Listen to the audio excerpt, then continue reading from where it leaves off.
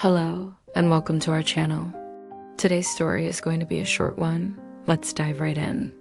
There are moments in life when everything feels ordinary, almost routine.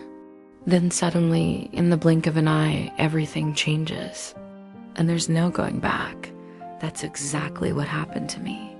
And it all started with a simple, ordinary thing. I accidentally forgot to lock the bathroom door. My name is Lily. I'm 32 years old. I've been staying at my sister's house for a few weeks after my divorce.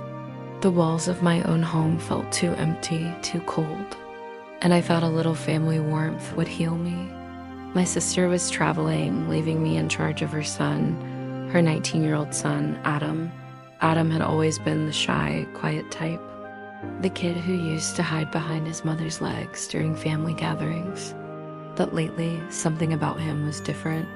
Broader shoulders, a deeper voice, and a strange maturity in his words. I told myself it was just me noticing how fast time flies. It was an ordinary morning. I just stepped into the shower, humming softly, letting the warm water wash away my restless thoughts. I didn't hear the door creak open. Aunt Lily? I froze. My heart slammed against my chest. The frosted glass offered some cover, but I knew he'd seen more than he should have. "Adam, don't you knock?" I yelled, scrambling to grab my towel. He spun around so fast he almost tripped, muttering apologies as he slammed the door shut.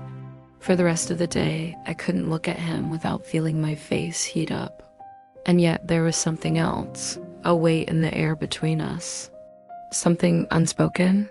Dinner that evening was painfully awkward. He barely met my eyes, but when he did, there was something lingering there, something I couldn't quite name. "I'm really sorry about this morning," he said finally, his voice low. "It's fine," I replied quickly, maybe too quickly. "Just knock next time."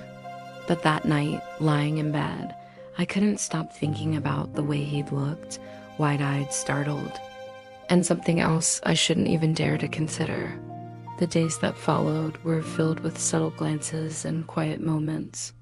I'd catch him watching me as I cooked breakfast, his gaze dropping just as fast as it rose. And I started to notice things I shouldn't. How tall he'd gotten. How his laughter filled the room. How he spoke to me not like a kid, but like an equal. It scared me, but it also thrilled me. One evening, the power went out during a thunderstorm. The house plunged into darkness. I lit candles, and the glow made everything feel softer, stranger, closer. "Are you scared?" I teased, trying to lighten the mood.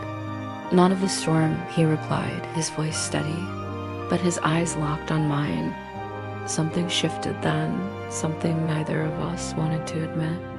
I told myself to go to bed, to keep the distance.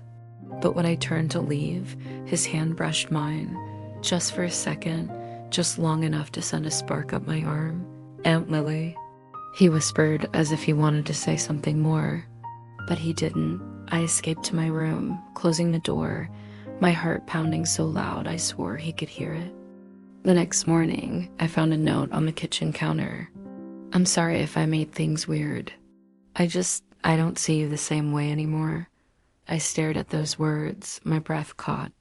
My nephew, the boy I'd known since birth, and yet I couldn't deny it.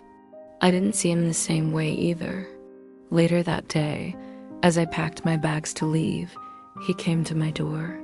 "You don't have to go," he said softly. "I think I do," I whispered, my voice trembling. This isn't right, but it feels real," he said.